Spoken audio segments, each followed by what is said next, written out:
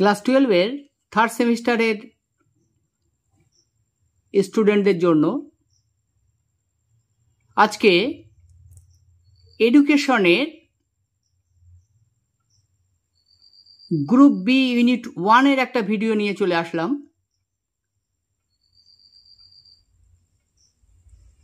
আমি যে এই ভিডিওটা গ্রুপ বি এর ভিডিও আনলাম এই জন্যে, কারণ গ্রুপ এর প্রশ্ন তোমাদের প্রায় রেডি হয়ে যাবে, তাই শেষের দিকে গ্রুপ বি থেকে আমি প্রশ্ন পরপর আনব, যাতে তোমাদের পরীক্ষার আগে সিলেবাসটা তোমরা কমপ্লিট করতে পারো। সেই জন্য এই ভিডিওটা আমি আনলাম।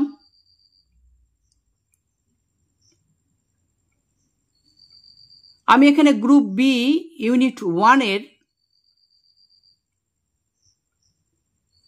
প্রশ্ন আমি মোস্ট ইম্পর্টেন্ট যেগুলো আসার মতো সেইগুলোই তোমাদের দেব। একদম নিশ্চিন্তে করে যাবে, কমন পাবেই 100%, এটা নিশ্চিত। আর একবার তোমাদের কাছে অনুরোধ, যারা তোমরা জানো কাজী স্যার টিউটোরিয়ালসের সাজেশন কতটা গুরুত্বপূর্ণ, কত পার্সেন্ট আসে, আমি তোমাদের সেটা ভিডিওই দেখিয়েও দিয়েছি, তারা তো অবশ্যই দেখবে। আর যারা চ্যানেলে নতুন তারা অবশ্যই চ্যানেলটা সাবস্ক্রাইব করে রাখো, তোমাদের উপকার হবে সব দিক দিয়ে। যেমন কোনো গল্প এসে বা বিভিন্ন চ্যাপ্টার বোঝানোর ভিডিও থাকবে, তেমন সাজেশনের ভিডিও থাকবে কিন্তু। তাই তোমরা মাধ্যমিক থেকে বিএর স্টুডেন্ট বিশেষত সবাই দেখবে, তোমরা এই চ্যানেলটা অবশ্যই ফলো করো, তোমাদের উপকারে আসবে। খুব গুরুত্বপূর্ণ কাজী স্যার টিউটোরিয়াল চ্যানেল। আর ভিডিওটা ভালো লাগলে অবশ্যই লাইক করো, কমেন্ট করো, আর বেশি বেশি শেয়ার করে দিও। দেখো, এই চ্যাপ্টারটা তোমাদের ভিন্ন ক্ষমতা সম্পন্ন শিশু, তারপর প্রতিবন্ধী শিশু, তারপর তোমাদের দৃষ্টিহীন যারা, যারা বধির, এই সব বিষয় নিয়ে কিন্তু এই চ্যাপ্টারটা হয়েছে। চ্যাপ্টারটার বিষয়বস্তু তৈরি হয়েছে। আমি তোমাদের এইটা বললাম দুটো পার্টে, ইউনিট 1-এ দুটো পার্টে আনবো ভিডিও। আজকে প্রথম পার্ট দেখো, প্রথম প্রশ্ন দেখো, ভিন্ন ক্ষমতা সম্পন্ন শিশু বলতে কি বোঝায়? উত্তর: ব্যাহত শিশু, প্রতিবন্ধী শিশু ও অক্ষম শিশুদের বোঝায়। তাহলে এখানে 3টে অপশন তোমাদের দিয়ে দিলাম, যে অপশনটা থাকবে তোমরা সেটা লিখতে পারবে। নেক্সট দেখো, ভারতে প্রতিবন্ধী দিবস পালিত হয়। উত্তর হলো 3 ডিসেম্বর। নেক্সট দেখো, মানসিক প্রতিবন্ধীদের জন্য প্রথম পেশাগত শিক্ষা প্রতিষ্ঠান স্থাপিত হয়। উত্তর হলো 1964 সালে। পরের প্রশ্ন দেখো, পারসনস উইথ ডিসএবিলিটি অ্যাক্ট গঠিত হয়। উত্তর 1995 সালে। নেক্সট, অটিজম কি? দেখো, স্নায়বিক বিকারজনিত সমস্যা অথবা বিকাশমূলক অক্ষমতা, অর্থাৎ যাদের বিকাশগত সমস্যা আছে, সঠিক বিকাশ হয় না, স্নায়বিক বিকাশ হয় না, সেই তাদের বলা হয়, কি বলা হয়? অটিজম। অটিজম ধরা পড়ে, দেখো কোন বছর বয়সে ধরা পড়ে? উত্তর হলো 2 থেকে 3 বছর বয়সের মধ্যে। নেক্সট দেখো, অটিজমের সঠিক কারণ, কি কারণে হয় এটা, এই সমস্যাগুলো কেন হয়? উত্তর হলো জিনগত কারণ ও পরিবেশগত কারণে। নেক্সট দেখো, কোন লিঙ্গে অটিজম বেশি দেখা যায়? উত্তর হলো ছেলেদের ক্ষেত্রে, অর্থাৎ পুংলিঙ্গে ছেলেদের ক্ষেত্রে বেশি দেখা যায়। নেক্সট দেখো, অটিজম নির্ণয়ে ব্যবহৃত হয়। উত্তর হলো বিকাশগত মূল্যায়ন অটিজম নির্ণয়ের ক্ষেত্রে ব্যবহৃত হয়। নেক্সট দেখো, ডিসলেক্সিয়া হলো, তাহলে ডিসলেক্সিয়া কি? উত্তর হলো পড়াশোনাগত শিখন অক্ষমতা। তাহলে পড়াশোনার ক্ষেত্রে শিখনের অক্ষমতা হলো ডিসলেক্সিয়া। পরেরটা দেখো, ডিসগ্রাফিয়া হলো লেখালেখির অসুবিধাগত শিখন অক্ষমতা। তাহলে পড়াশোনার ক্ষেত্রে যে শিখন অক্ষমতা তাকে বলা হয় ডিসলেক্সিয়া, আর লেখালেখির অসুবিধার শিখন অক্ষমতা হলো ডিসগ্রাফিয়া। ইংলিশও থাকতে পারে, এটা লেখা থাকতে পারে ওয়ার্ডগুলো। দেখো, শিখন অক্ষমতা নির্ণয়ের জন্য ব্যবহৃত স্কেল হলো, তাহলে শিখন অক্ষমতা নির্ণয়ের জন্য কোন স্কেল ব্যবহার করা হয়? উত্তর হলো হুইসলার ইন্টেলিজেন্স স্কেল বা স্ট্যান্ডফোর্ড বিনেট টেস্ট অথবা DSM-5 মনে রাখতে হবে। নেক্সট দেখো, ডিসকুলিয়া কোন বিষয়ের সমস্যা সৃষ্টি করে? দেখো আবার বলছি, ডিসক্যালকুলিয়া কোন বিষয়ের সমস্যা সৃষ্টি করে? উত্তর হল গণনা বা অঙ্কের ক্ষেত্রে সমস্যা সৃষ্টি করে। নেক্সট দেখো, শিখন অক্ষমতার জন্য দায়ী কি? দায়ী জিনগত কারণ। নেক্সট দেখো, শিখন অক্ষমতার সাথে বুদ্ধিমত্তার বুদ্ধিমত্তা কি, সংক্ষেপে আইকিউ সম্পর্ক কি? উত্তর, শিখন অক্ষমতার আইকিউ এর সাথে সরাসরি সম্পর্কিত নয়, পরোক্ষভাবে সম্পর্কিত। নেক্সট দেখো, লার্নিং ডিসএবিলিটি গবেষণা করে, তাই লার্নিং শেখার ডিসএবিলিটি অক্ষমতা নিয়ে গবেষণা করে কোন সংস্থা? উত্তর হলো UNESCO, who and NIMHANS. Next দেখো, লার্নিং ডিসএবিলিটি সচেতনতা দিবস পালিত হয়। উত্তর হলো 4 মার্চ। নেক্সট দেখো, লার্নিং ডিসএবিলিটিতে ভুগতেন। দেখো, অনেক বিখ্যাত লোকও লার্নিং ডিসএবিলিটিতে ভুগেছেন, যেমন এখানে বিখ্যাত বিজ্ঞানী আলবার্ট আইনস্টাইন, তোমরা নিশ্চয় নাম শুনেছ, আলবার্ট আইনস্টাইন। নেক্সট, অটিজমের বৈজ্ঞানিক নাম কি? অটিজমের বৈজ্ঞানিক নাম হলো অটিজম স্পেকট্রাম ডিসঅর্ডার, সংক্ষেপে ASD, autism spectrum disorder. Next দেখো, অটিজম দিবস পালিত হয়। উত্তর হলো 2 এপ্রিল। নেক্সট, অটিজম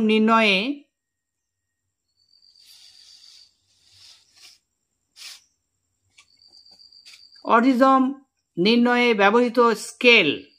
উত্তর হলো autism diagnostic observation schedule, autism diagnostic observation schedule, সংক্ষেপে দেখো ADOS। নেক্সট দেখো, অটিজমের জন্য কার্যকর থেরাপি হলো? উত্তর, speech therapy, ABA therapy, sensory integration therapy. 3টে নাম দিয়ে দিলাম, যদি এইভাবে আসে যে স্পিচ থেরাপি কোন ক্ষেত্রে ব্যবহৃত হয় বা ABA থেরাপি কোন ক্ষেত্রে, সেই ক্ষেত্রে আমি সেই জন্য 3টে দিয়ে দিলাম। নেক্সট দেখো, অটিজমের অন্যতম বৈশিষ্ট্য হলো? উত্তর, একই কাজ বারবার করা। তাহলে একই কাজ বারবার করা হলো অটিজমের বৈশিষ্ট্য। দেখো নেক্সট পেজে, এই পেজে আমি 25টা প্রশ্ন তোমাদের আলোচনা করলাম। এরপর নেক্সট পেজে আমি পার্ট 1-এ 50টা প্রশ্ন দিয়েছি, মোস্ট ইম্পর্টেন্ট, কারণ এই অধ্যায়ে অনেক প্রশ্ন আছে, অনেক প্রশ্ন করতে হবে তোমাদের, করলে কিন্তু আমি বেছে বেছে বাছাই করা কিছু প্রশ্ন তোমাদের জন্য আনলাম, আগে থেকে এগুলো কমপ্লিট করে রাখবে। তাই আমি কি করলাম, তোমাদের প্রশ্নগুলো, প্রথম দিকের প্রশ্ন তো তোমরা করবে অবশ্যই, আর আমি কি করলাম, গ্রুপ বির প্রশ্নগুলো দিলাম। তাহলে তোমরা যারা পড়াশোনার মধ্যে আছো, পড়াশোনা করতে চাইছো, তাদের কি হবে, প্রথম দিকও শেষ হয়ে যাবে, শেষের দিকটাও শেষ হয়ে যাবে অনেক আগেই, তাই রিভিশন দিতে পারবে, রেজাল্ট তোমাদের ভালো হবে। তাই জন্য তোমাদের জন্য আমি এটা আনলাম, তোমরা অবশ্যই দেখো, অবশ্যই। নেক্সট দেখো, ADHD এর পুরো নাম? উত্তর হলো attention deficit hyper activity disorder. Attention deficit hyper activity disorder. Next দেখো, IEDCর পুরো নাম ব্র্যাকেটে লিখে দিয়েছি, দেখো এটা ওর সঙ্গে হয়ে যাবে প্রশ্নটা, তাই লিখে দিয়েছি। 1974 সালে গঠিত হয়, তাহলে IEDC গঠিত হয় 1974 সালে।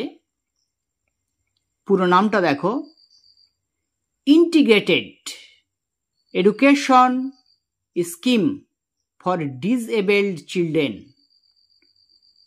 দেখো আবার বলছি, লিখে রাখবে উচ্চারণটা, integrated education scheme for disabled children. Next দেখো, the education for all handicapped children act. The education for all handicapped children act চালু হয়, উত্তর হলো 1975 সালে।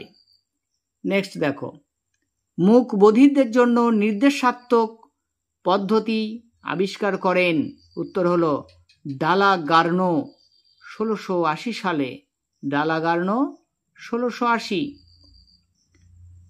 নেক্সট দেখো, বধির শিশুদের শিক্ষার বিশেষজ্ঞ ছিলেন, অর্থাৎ বধির মানে কি, যারা শুনতে পায় না, কানে কম শোনে, শুনতে পায় না, তাদের বিশেষজ্ঞ ছিলেন, উত্তর হলো জিন মারে গ্যাসপার্ড ইটার্ড।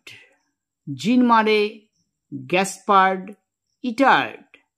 নেক্সট দেখো, মানসিক প্রতিবন্ধীদের শিক্ষার বিশেষজ্ঞ, যারা মানসিক প্রতিবন্ধী, যারা মানসিক সমস্যা যাদের, সেই বিষয়ে সেই বিষয় বিশেষজ্ঞ ছিলেন এডওয়ার্ড সেগুইন। এডওয়ার্ড সেগুইন। নেক্সট দেখো, বধির বা শ্রবণ প্রতিবন্ধকতার কারণ। দেখো, বধির বা শ্রবণ প্রতিবন্ধকতার কারণ, উত্তর হলো দীর্ঘমেয়াদী শব্দ দূষণ।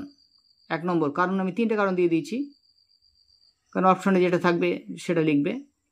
তাহলে দীর্ঘমেয়াদী শব্দ দূষণ, তাহলে দীর্ঘদিন যদি শব্দ দূষণ হয়, জোরে শব্দ কানে প্রবেশ করে, তাহলে কি হবে, বধিরতা আসতে পারে। নেক্সট দেখো, মাথায় আঘাত, অথবা মাথায় আঘাত পেলেও শ্রবণ প্রতিবন্ধকতা বা বধিরতা আসতে পারে। আর হচ্ছে জন্মগত ত্রুটি, জন্ম থেকে যদি হয় তাহলেও সমস্যা।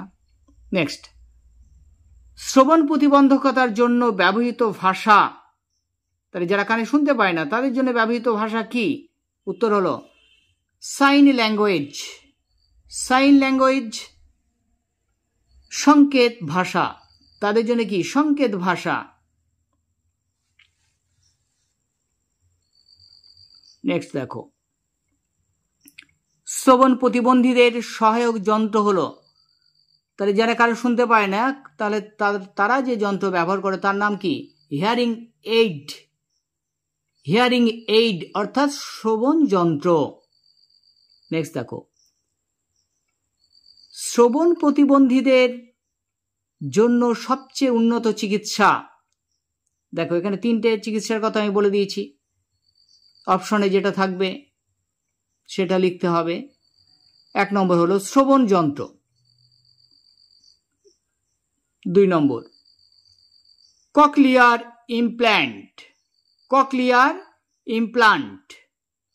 3 নম্বর স্পিচ থেরাপি। এই 3টে হলো শ্রবণ প্রতিবন্ধীদের জন্য সবচেয়ে উন্নত চিকিৎসা। নেক্সট, শ্রবণ প্রতিবন্ধী শিশুদের জন্য শিক্ষার উপযুক্ত পদ্ধতি। এখানেও 3টে আমি বলে দিয়েছি, দেখো 3টে পদ্ধতি, যদি আসে অপশনে যদি থাকে তাহলে লিখতে হবে যে কোনো একটা। শ্রবণমূলক শিক্ষা, ভিজুয়াল শিক্ষা, ব্যবহারিক শিক্ষা। ব্যবহারিক শিক্ষা।